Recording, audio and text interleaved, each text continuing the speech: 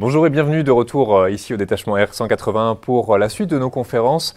Laissez-moi juste peut-être vous faire une petite précision sur le programme des festivités. Donc on a eu quelques petits ajustements de programme. Sachez que la conférence qui devait avoir lieu tout à l'heure sur la défiscalisation a été reprogrammée dans la foulée de celle-ci. Donc elle démarrera à 11h55 si je ne dis pas de bêtises. Et à 12h30 nous aurons la conférence qui était prévue donc sur la surveillance côtière avec Fly Air. Nous sommes en direct avec Patrick Desvallées, directeur des programmes stratégiques, des projets stratégiques et émergents à la DGAC, avec qui on va parler des vols stratosphériques et notamment de ces applications concrètes possibles à La Réunion. Donc La Réunion, vous le savez, qui a un espace aérien décentré, un espace aérien peu fréquenté, et donc qui a peut-être une carte à jouer sur ce marché très précis, très ciblé. On va en parler avec vous, Patrick Desvallées. Bonjour, bienvenue, merci de prendre le temps d'intervenir avec nous. Alors, il y a une carte à jouer pour La Réunion ou pas? Alors on va voir ça. Bonjour à tous. Merci de l'organisation du forum et de ces mini-conférences. Donc ça va être l'occasion là pour cette mini-conférence de balayer un petit peu le sujet des aéronefs stratosphériques et ce qu'on appelle les HAPS. On verra ce que c'est. Et puis après un échange effectivement et des questions bien sûr sur le sujet. Planche suivante s'il vous plaît.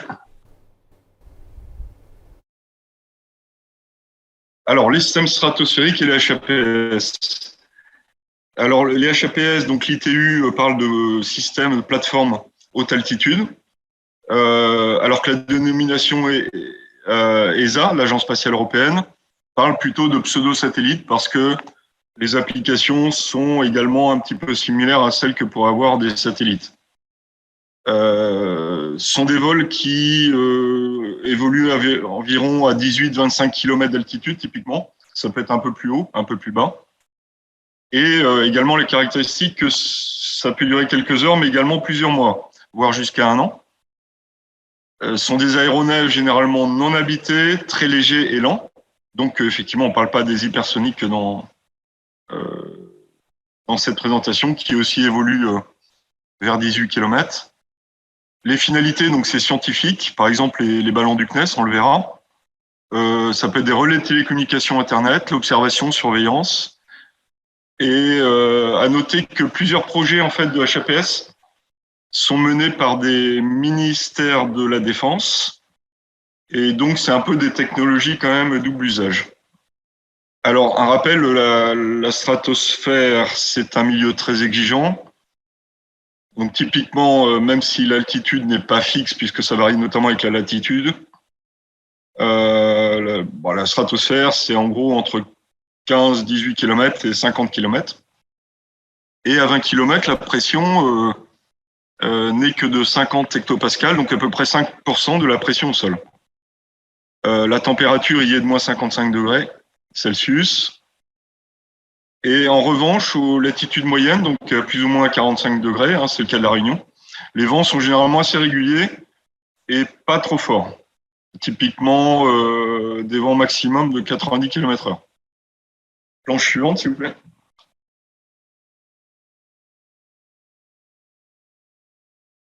Alors, on va commencer donc par la filière aérostatique du CNES. Le CNES donc opère des ballons stratosphériques depuis 1902. C'est un opérateur historique. Donc pour des fins scientifiques, bien sûr, météorologiques et d'autres finalités scientifiques.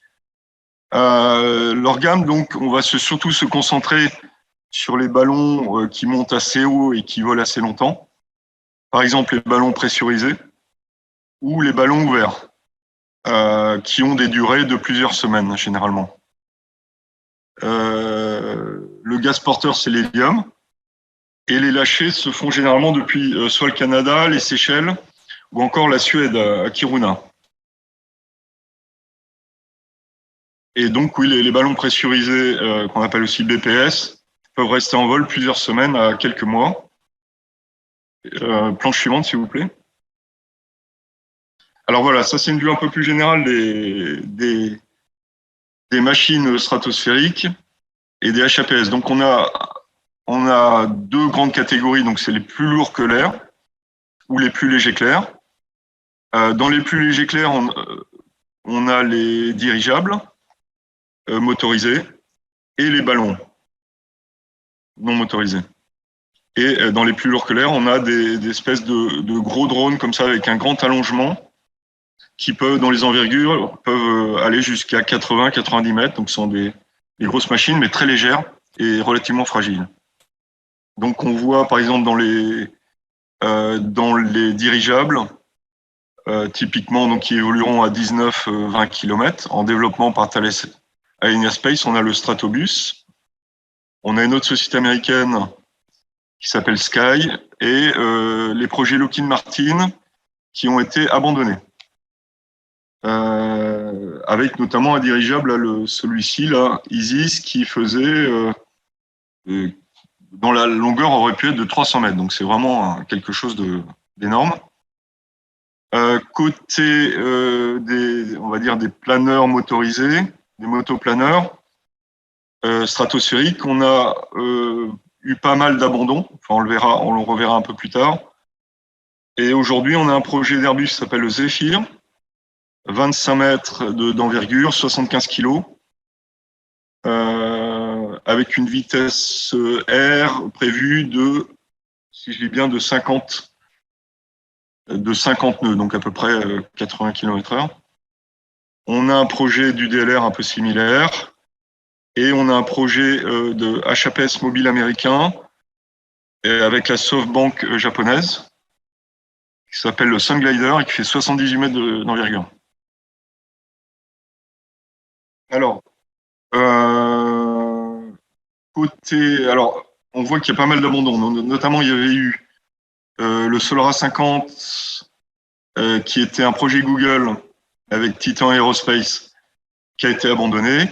On avait Facebook qui a abandonné le projet Agula, donc de 43 mètres d'envergure et 400 kg de poids au décollage, qui ont été abandonnés récemment. Et côté ballon, on a donc le projet Loon, porté par Alphabet Google, qui a été abandonné donc le 21 janvier 2021. On retrouve les ballons du CNES ici, et là, il y a quelques projets de ballons habités, mais bon, qui sont pour l'instant assez amont. Et il y a même également l'espagnol Zero to Infinity, qui prévoit une version de son ballon qui pourrait être avec une nacelle avec 3 étages pour mettre en orbite des tout petits satellites. Donc ça, le concept reste à valider, bien sûr, mais voilà, donc on l'a mis par souci d'exhaustivité. Planche suivante, s'il vous plaît. Donc là, rapidement, on voit sur cette planche l'ensemble des catégories de systèmes aérospatiaux en altitude et vitesse. Et on voit que les HAPS et les stratosphériques, donc compris entre 18 et 50 km, très basse vitesse, donc se situent ici. Et on est assez loin, effectivement, des technologies spatiales, puisque la plus basse orbite terrestre, c'est le point A ici, qui est 160 fois plus énergétique. On peut donc situer aussi 50 km, qui est le plafond, l'altitude théorique maximum de flottabilité des ballons. 39 km, c'est l'altitude atteinte par Felix Baumgartner. Le niveau 660, c'est le plafond actuel de l'espace aérien contrôlé. Et à l'époque, ça a été choisi pour le Concorde. 19 km, c'est la limite d'Armstrong, au-delà de laquelle le sang bout à température du corps, donc 37 degrés. Et à noter quand même qu'au niveau 530, à peu près 16 km, les avions de chasse et avions d'affaires peuvent évoluer donc justement à cette altitude. Planche suivante, s'il vous plaît. Donc là, on voit un petit peu des profils de montée pour des ballons ou des planeurs stratosphériques. On voit que ça occupe quand même l'espace pendant plusieurs heures. Planche suivante. Donc là, on va prendre des exemples concrets de HAPS. Commencer par le projet Stratobus, donc de Thales Alenia Space. C'est un dirigeable qui fera 140 mètres de long, solaire électrique. Sa mission sera de rester stationnaire au-dessus d'un point donné, à une altitude de 19-20 km, en durant 6 mois à 1 an. Et au bout d'1 an, il sera redescendu, rééquipé, etc., pour repartir. Il sera stocké dans un hangar gonflable. Les objectifs sont l'observation, la surveillance et les télécommunications. Le développement est en cours, avec notamment des projets européens. Et il est prévu des essais prototypes à échelle réduite en 2024. S'il vous plaît. Alors voilà l'Airbus Zephyr, donc, qui est testé actuellement. Il y a quelques vols au nord de l'Australie, dans un espace aérien très peu dense. C'est porté par le ministère de la Défense anglais. Il est assez fragile, bien sûr, aux cisaillements de vent et aux orages. Il fait 25 mètres, une masse de 75 kilos et quelques kilos de charge utile. Pareil, plusieurs jours à quelques semaines, donc un peu moins longue endurance que les dirigeables ou les ballons. Et les objectifs sont les mêmes, hein, donc c'est observation, surveillance, télécommunication. Là, on voit la trajectoire d'un vol en Australie, en bas à droite, qui s'est mal terminé à cause justement d'orages et de cisaillement de vent. Pendant le jour, il a une trajectoire montante en spirale, et la nuit, il fonctionne sur les batteries et il a une trajectoire descendante. Planche suivante. Merci. Alors Loon, Alphabet Google, donc c'était, on pourrait dire, le projet de HAPS qui était le plus développé à un moment donné. Il y a eu jusqu'à 80-90 ballons en vol. En 2020, la gestion de la trajectoire se fait grâce à un système de ballonnets qui permet de varier l'altitude et d'aller chercher différents vents d'altitude avec l'intelligence artificielle et machine learning. En revanche, il a été plus lourd que prévu et du coup, il volait plus bas que prévu. Au lieu de flight level 600 à 900, donc de 18 à 27, et il volait en fait, il oscillait constamment entre flight level 500 et 660. Et on a également eu des descentes incontrôlées générant des situations dangereuses dans des FIR françaises et dans d'autres pays. Et en fait, le modèle d'affaires était apparemment pas bon. Et donc, Google Alphabet ont arrêté le projet en janvier 2021. C'est des ballons non certifiés. Hein. Donc voilà très rapidement. Donc là, ce sont une série de crashs qui ont lieu avec des loons, des descentes incontrôlées. Planche suivante. Et on a eu d'ailleurs aux Seychelles, aux Maldives.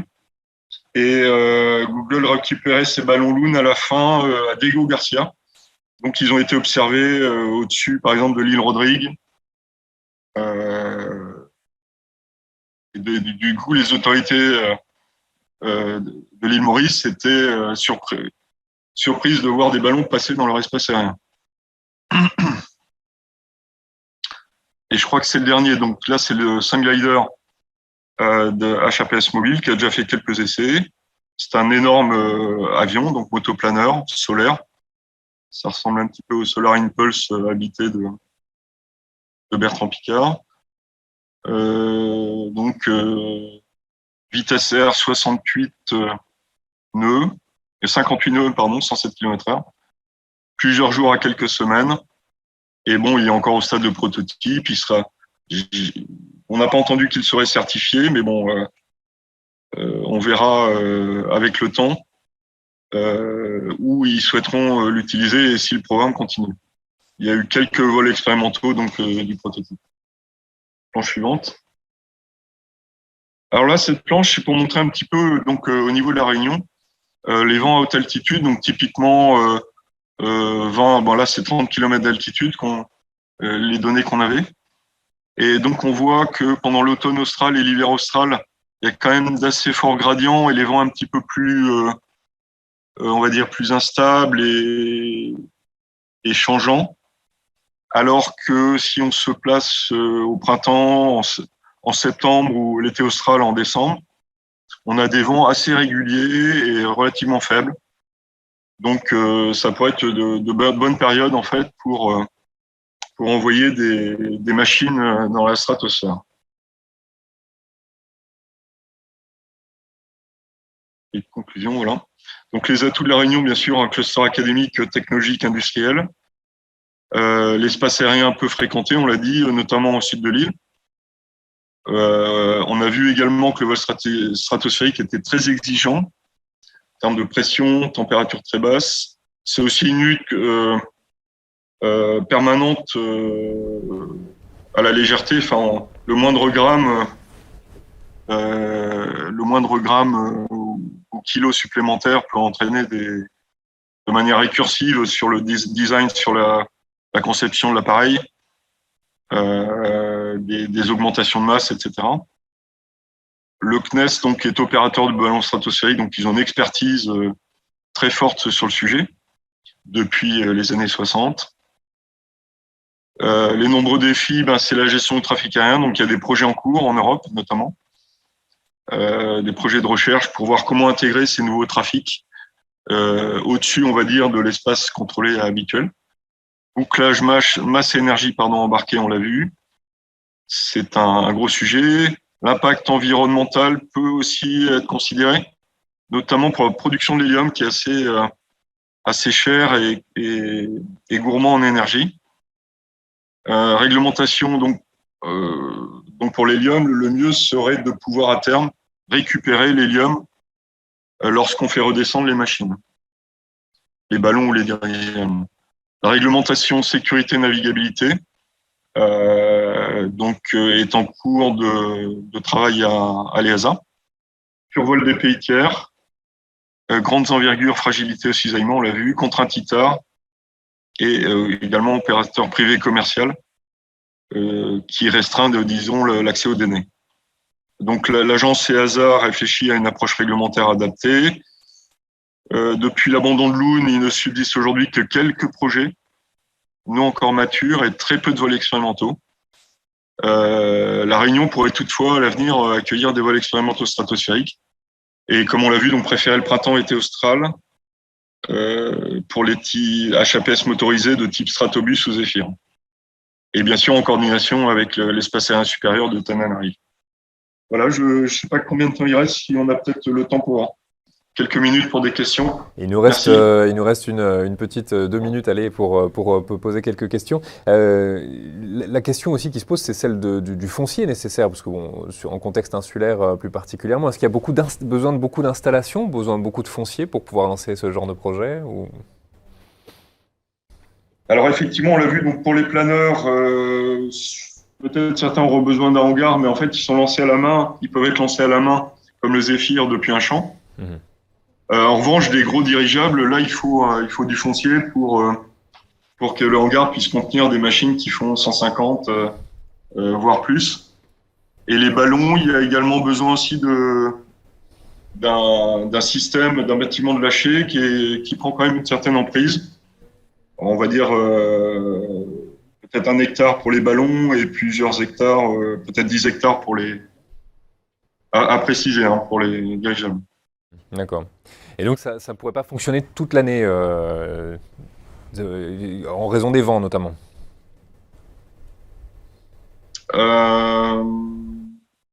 C'est-à-dire que après le HAPS pourrait, si les vents se renforcent, il serait un petit peu décalé, il pourrait revenir un peu plus tard. Et certains HAPS, s'il y a une flottille de HAPS, ils pourraient. Alors les HAPS qui peuvent pas s'accommoder, enfin qui sont pas motorisés, ils vont suivre les vents, donc là ils vont partir, ils vont faire le tour de la planète. Éventuellement ils débouclent avec l'intelligence artificielle. Pour les motorisés, ils arrivent quand même malgré tout à rester plus ou moins stationnaires. Si les vents sont trop forts, alors soit on les fait redescendre, soit l'opérateur choisira de les déplacer sur une autre région du monde. Très bien. J'ai une question en salle. Monsieur Pignolet, vous vouliez poser une question? Oui, on n'a pas beaucoup entendu parler des projets. Pardon. Oui, donc Guy Pignolet. Avec le Japon, on n'a pas beaucoup entendu parler du Japon dans votre histoire. Et des projets HALE, Long Endurance. Alors, des projets HALE du Japon, à quelle vitesse vous avez une idée de projet que vous connaissez? D'abord, enfin, j'ai quand même noté dans les trucs que les vents à 20 km à La Réunion, ils sont... Oui, on va allumer votre micro, monsieur Vignolet. Oui. Il est allumé. D'accord, voilà, là c'est bon. Oui, alors, on est à 90 km/h au-dessus des zones tempérées, mais à La Réunion, c'est plutôt dans entre 20 et 30 km/h à ces altitudes-là. Donc, ce qui est très favorable. Et j'avais fait personnellement une étude où on proposait non pas de les lancer depuis la Terre, mais à partir de tankers reconditionnés. Et en coopération avec le Japon. Et bon, qu'est-ce que vous ressortez, vous, de ce que vous avez vu au Japon? Alors, le Japon, moi, je suis au courant, donc on en a parlé là du projet HAPS mobile avec AeroVironment américain. Je pense qu'ils doivent avoir d'autres projets, JAXA et autres, dans les dossiers. Et la formule que vous évoquez avec un tanker, pourquoi pas? Donc, c'est une solution à étudier. Ça dépend du type de HAPS, donc motoplaneur, dirigeable ou ballon envisagé.